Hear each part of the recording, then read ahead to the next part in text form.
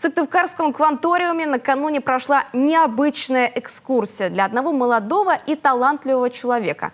Воспитаннику детского дома номер 3 Ивану Наумову, который увлекается программированием и дизайном, рассказали все о столичном центре цифрового образования IT-Куб.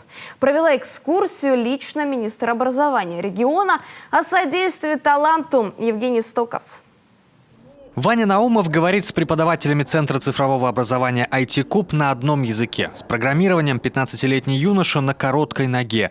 Уже побеждал в конкурсах, проходил образовательные интенсивы. В мае закончил стажироваться в Санкт-Петербурге.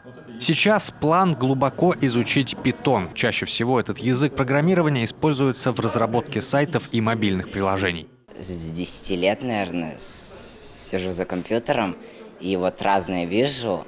И мне как-то один раз в голову пришло, типа, кто-то же делает эти программы, как-то они появились, значит, это, кто-то изучает это, значит, кто-то их учит этому. И стал разбираться, забивать там в интернете, там, вот, например, YouTube, там частично он сделан на питоне.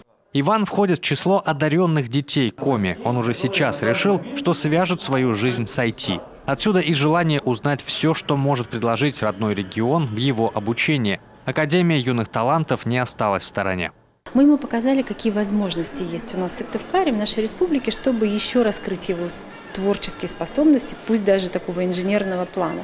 То есть какая здесь есть инфраструктура, какие здесь есть педагоги, какие тут языки программирования изучают, какие проекты делают воспитанники этого IT-куба.